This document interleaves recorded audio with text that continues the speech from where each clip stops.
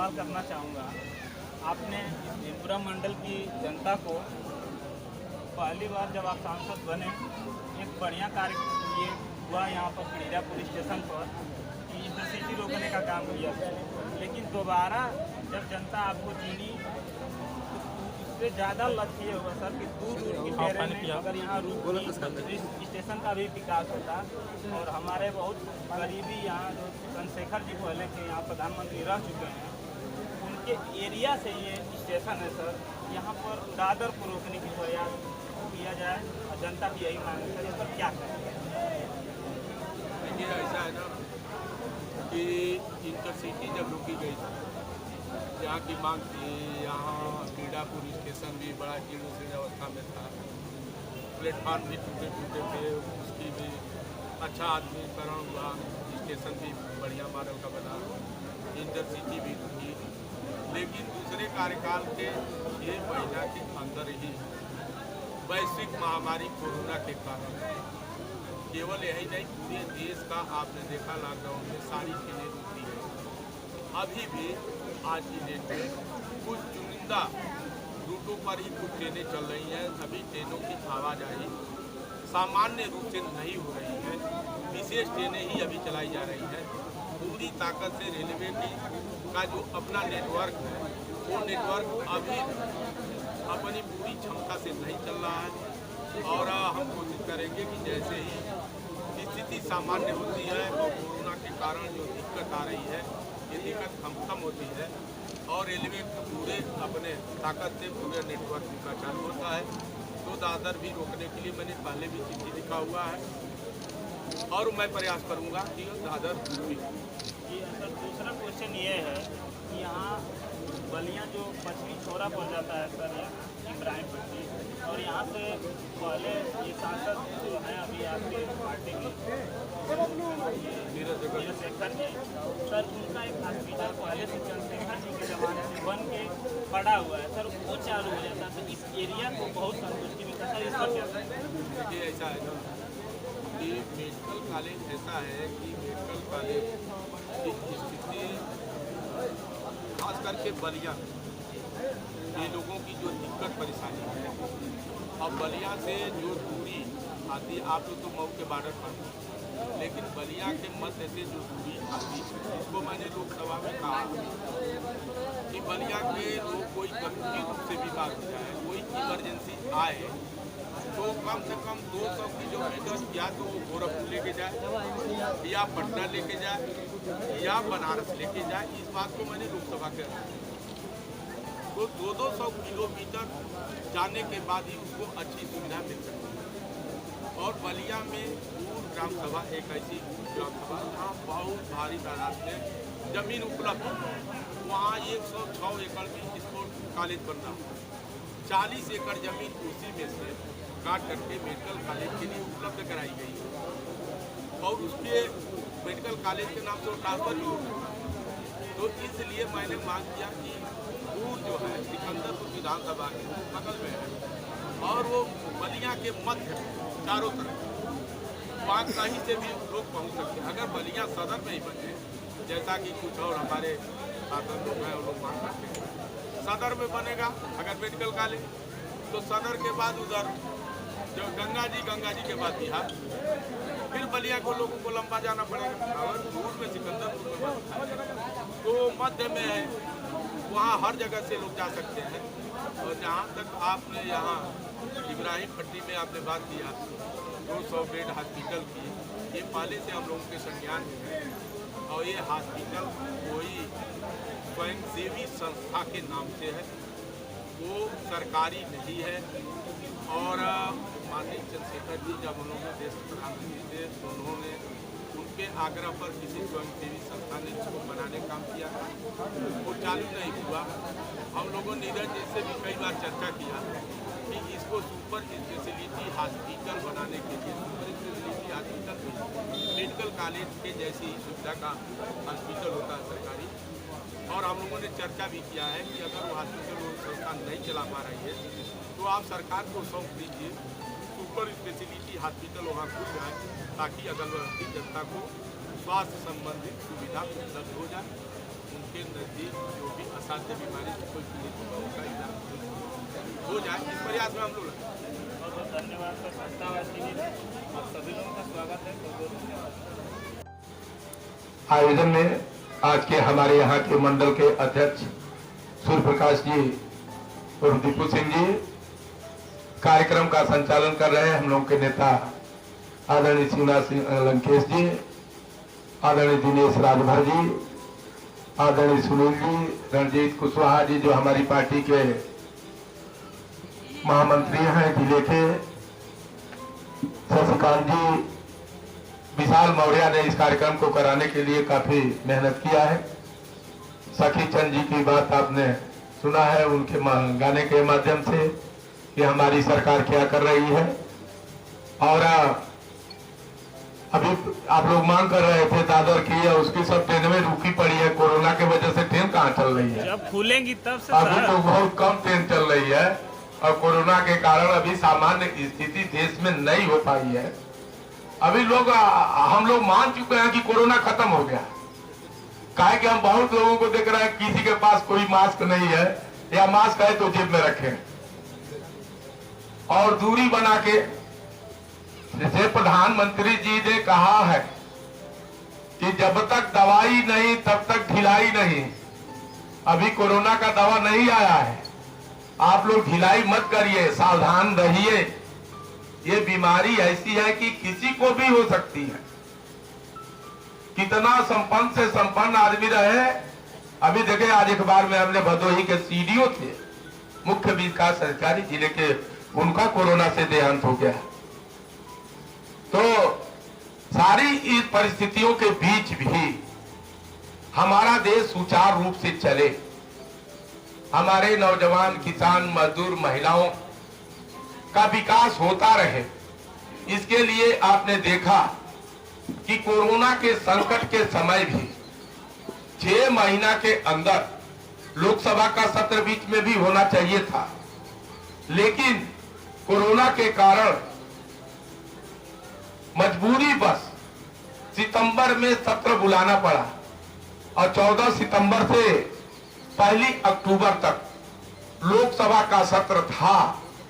लेकिन बहुत सारे महत्वपूर्ण बिल उस सत्र में पास करके, जिसमें कृषि संशोधन बिल भी था, लोकसभा 23 सितंबर को ही बंद कर दी गई, यानी 1 हफ्ता पहले। साथियों, आप सबको हम एक बात बताना चाहते हैं कि 2014 में पहले की स्थिति, क्योंकि 2014 में आपने उम्मीद के साथ, कहीं किसी के ऊपर कोई उम्मीद होती है कि फला आदमी हमारे गांव का प्रधान होगा तो गांव का विकास हो जाएगा, फला विधायक हो जाएगा तो विकास होगा, या आपके घर के का बेटा जिसको आप पढ़ाते लिखाते हैं, आपको उससे उम्मीद रहती है, विश्वास रहता है कि हमारा बेटा बढ़िया पढ़ लिख गया, अच्छी नौकरी करेगा तो घर की हालत सुधर जाएगी। तो यही उम्मीद देश की जनता ने किया था 14 में मोदी जी से कि नरेंद्र मोदी जैसा व्यक्ति, जो गुजरात जैसे छोटे से प्रदेश का मुख्यमंत्री था और जो विकास की तस्वीर उन्होंने गुजरात की पेश की थी, उससे लोगों को लगा कि ये आदमी अगर देश का प्रधानमंत्री हो जाएगा तो देश की तकदीर बदल सकती है। ये उम्मीद थी आपकी, और इसी उम्मीद के आधार पर आपने मोदी जी का चुनाव किया। भारतीय जनता पार्टी के नेतृत्व में केंद्र में सरकार बनी। लेकिन 14 के पहले की स्थिति क्या थी? आप सभी किसान भाई हैं, आप पहले से भी खेती करते आ रहे हैं, पहले भी धान बोते थे, गेहूं बोते थे, सब्जी लगाते थे, फल उगाते थे, ये सारी चीजें पहले भी करते थे। लेकिन उस समय एक आपके सामने बहुत बड़ी दिक्कत थी। आप खेती करने जाते थे, गेहूं जब बोने का टाइम आता था, धान की रोपाई का टाइम आता था, यूरिया की जरूरत रहती थी, दवा की जरूरत होती थी, बीज की जरूरत रहती थी। न यूरिया मिलती थी, न दवा मिलती थी, न बीज मिलता था। और यूरिया खाद के लिए आपको गोदामों पर लंबी लंबी लाइन लगानी पड़ती थी। यूरिया खाद कब आई कब गई पता नहीं चलता था। उसके लिए तमाम जगह लाठी चार्ज भी होता था। पार साहब नरसिंह जी, आपको ध्यान करिए 2014 के पहले क्या परिस्थितियां थी देश के अंदर, और 2014 में आपने मोदी जी के ऊपर विश्वास किया।